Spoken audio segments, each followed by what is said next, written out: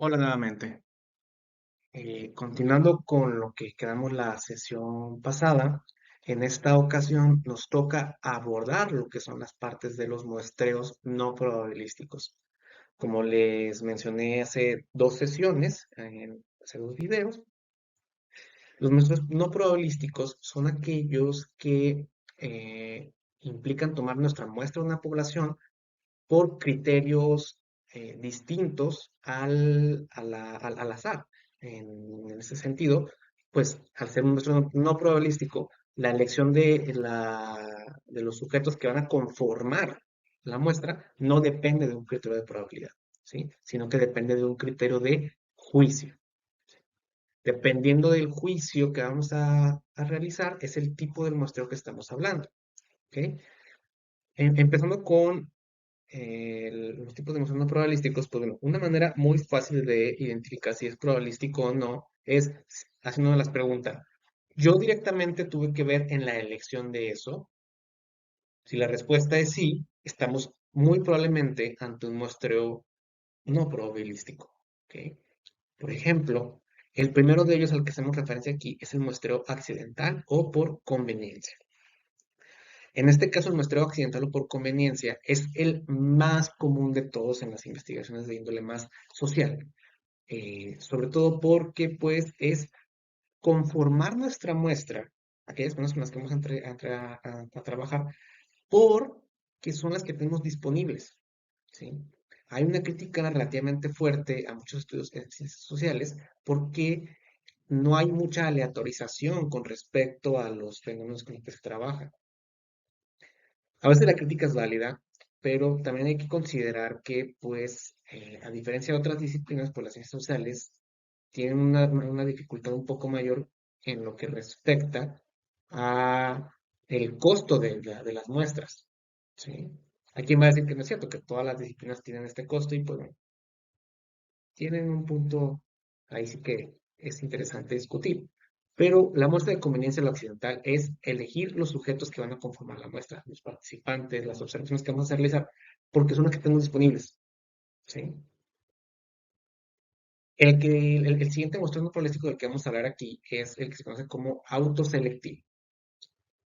En este caso, cuando hablamos de muestreo autoselectivo, hacemos referencia a aquel muestreo, aquella forma de tomar nuestra muestra en la cual no somos nosotros tal cual los que elegimos a los participantes, sino que la situación como se dio es que propició que los sujetos mismos fueran seleccionados.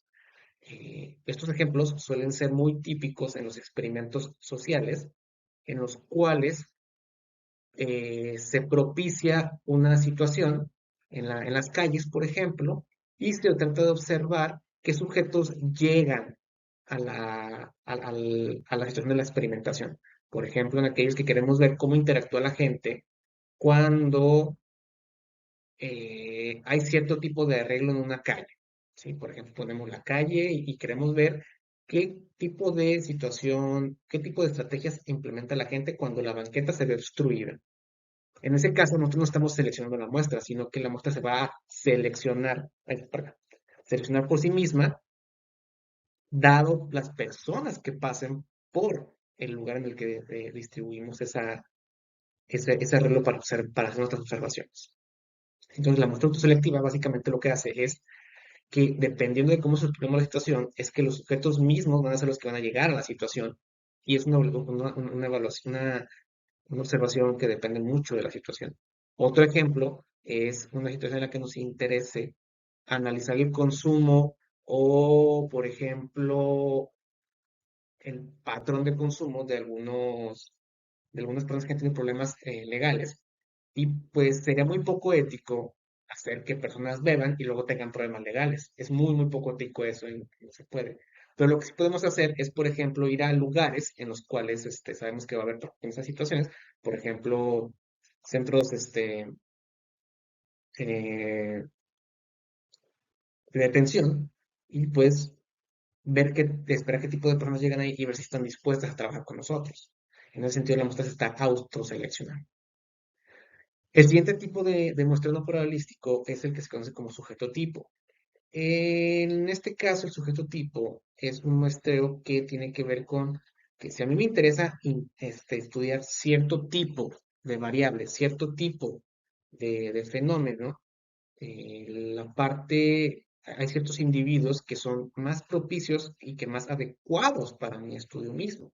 ¿Sí? En este sentido, si un individuo tiene ciertas características, ese individuo va a ser más apto que otros individuos y es en ese sentido que yo lo estoy seleccionando.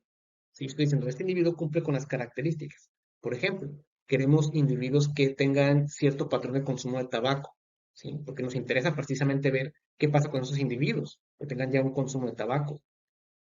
No me conviene agarrar individuos de forma aleatoria porque es probable que agarre individuos que no consumen tabaco, ¿sí? Si, el tabaco es una de esas cosas que ha ido a la disminución conforme pasan los años, cual es una cosa buena. Y si me interesa, por ejemplo, estudiar a individuo, el consumo de tabaco, tal vez no sea buena idea tomar muestros aleatorios porque hay una alta probabilidad de que agarre individuos que no tienen dicho consumo, ¿sí? Entonces, estos son los objetos tipo.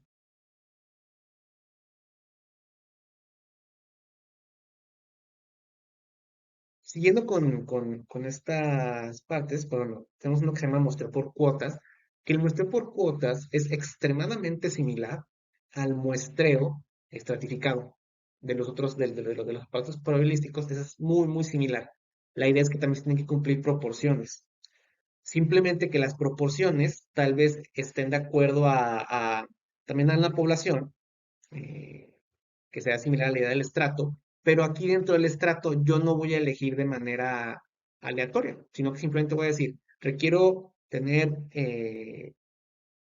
por ejemplo, retomando el ejemplo del hospital que vimos en el video pasado, requiero tener un 40% de personas que sean enfermeras o enfermeros. Y no los elijo lateralmente, sino que yo simplemente digo, yo sé que estas personas de aquí son enfermeros, voy a agarrarlos a ellos. Y ya, ¿sí?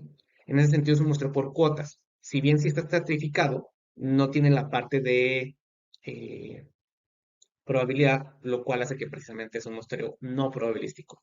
¿Sí? El bola de nieve es bastante interesante porque el bola de nieve es similar a la lógica de, pues precisamente, una bola de nieve. Una bola de nieve, la idea que tenemos es que si la hacemos chiquitita y la ponemos en el suelo, pues si está colina abajo la bola de nieve, va a ir creciendo y creciendo y creciendo. La idea es similar a eso, es una buena analogía en el sentido de lo que hacemos es, te interesa cierto tipo de participantes, llegas con el participante, realizas tu observación y le preguntas al participante mismo, oye, ¿conoces a alguien que pueda ayudarme a responder estas preguntas que te acabo de hacer a ti? Y el mismo participante te va a guiar a otro participante.